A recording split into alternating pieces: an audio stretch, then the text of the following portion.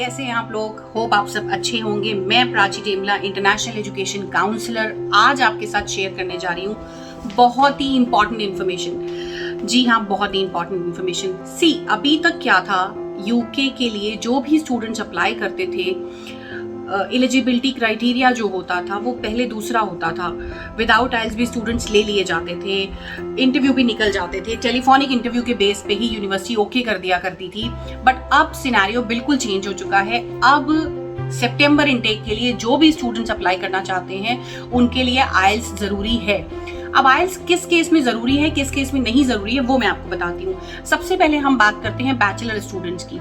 Bachelor students जो हैं और अगर वो मास्टर्स के लिए यूके में अप्लाई करना चाहते हैं तो मिनिमम 55% उनके बैचलर में मार्क्स होने चाहिए, पहली चीज। दूसरी चीज, अगर उन्होंने अपना +2 सीबीएसई बोर्ड से, आईसीएसई बोर्ड से किया है देन इट इज फाइन। और अगर उन्होंने नहीं किया है, अगर उन्होंने स्टेट बोर्ड से किया है, मान लीजिए वो उत्तराखंड बोर्ड से हैं, यूपी बोर्ड से हैं, पंजाब बोर्ड से हैं, गुजरात बोर्ड से हैं, स्टेट बोर्ड, तो स्टेट बोर्ड वाले बच्चे के इवन इंग्लिश में 70% मार्क्स होंगे तो भी वो नहीं अप्लाई कर सकता। उसके लिए आइल्स मैंडेटरी है। एटलीस्ट 6.6 बैंड जरूरी है, not less than 5.5 for the bachelor, for the masters, the people who are applying with bachelor degree, right.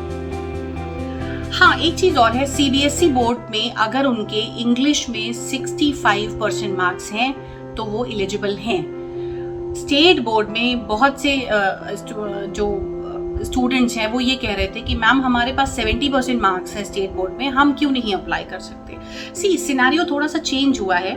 Market में बहुत सारी चीजें ऐसी आई हैं जिस वजह से कहीं ना कहीं हाई कमीशन बहुत स्ट्रिक्ट हुआ है।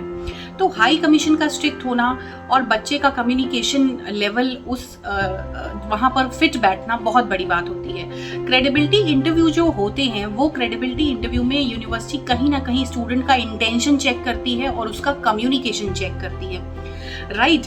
तो कम्युनिकेशन के बेस पे ही भले आपके 70% मार्क्स हैं इंग्लिश में but you are not able to speak enough, तो it means you are not eligible for that, right. कहीं कहीं पर अगर स्टेट बोर्ड के स्टूडेंट्स हैं और वो अप्लाई करते हैं तो आइल्स अगर नहीं है तो उस केस में यूनिवर्सिटी के अपने खुद के ELT टेस्ट हैं। ELT that is English language test. तो अगर आप उस ELT टेस्ट को क्लियर कर लेते हैं then you are eligible to get the master program in the same university, right. अब हम बात करते हैं 12th के स्टूडेंट्स के लिए।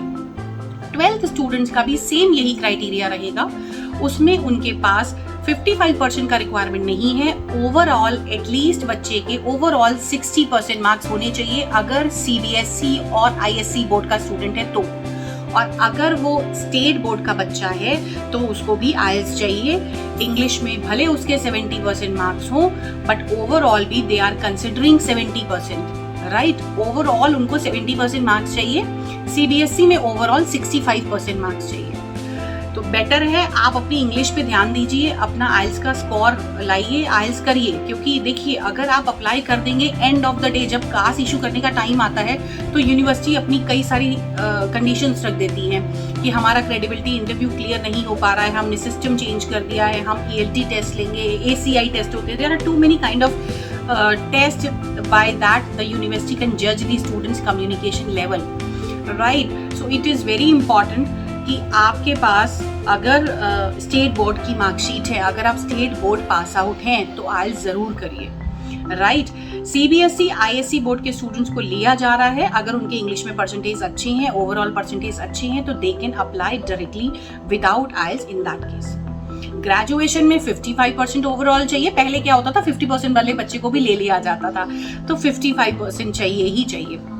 अब हम बात करते हैं कुछ यूनिवर्सिटीज जो हैं स्टूडेंट्स को प्री बैचलर या प्री मास्टर ऑफर करती है। प्री बैचलर का मतलब होता है जो आपका बैचलर का कोर्स है उसके साथ एक फाउंडेशन लगा के दे दिया।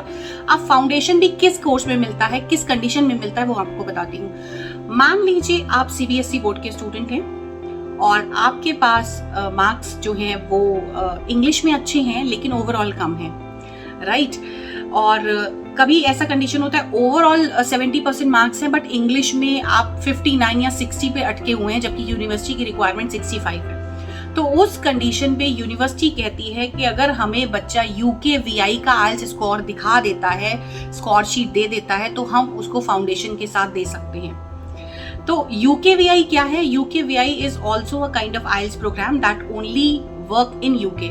UKVI का जो आइल्स का स्कोर है, it is same like British Council और IDP ऑस्ट्रेलिया इसको कंडक्ट करते हैं।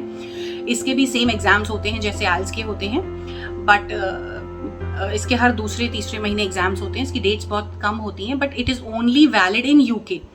तो आप UKVI का स्कोर ला सकते हैं। साथ ही साथ UKVI में अगर आपके ओवरऑल 5.5 बैंड हैं, नॉट लेस देन 5 हैं, right, if you have 5.5 overall and not less than 5, then also the university can consider with the foundation program. उसके बाद भी आप फाउंडेशन प्रोग्राम के साथ जा सकते हैं।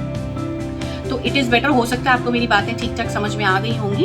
अगर आपको कोई चीज़ में कंफ्यूजन है, अगर आप परेशान हैं कि एलिजिबिलिटी क्राइटेरिया क्यों ऐसा चेंज हो रहा है, क्या चीज़ें हैं, तो आप मुझे कमेंट में लिख सकते हैं, अपना एक छोटा सा प्रोफाइल मेंशन कर सकते हैं, मुझे टेलीग्राम पे मैसेज कर सकते हैं। मैं definitely I will be happy to assist you, मुझे बहुत खुशी होगी।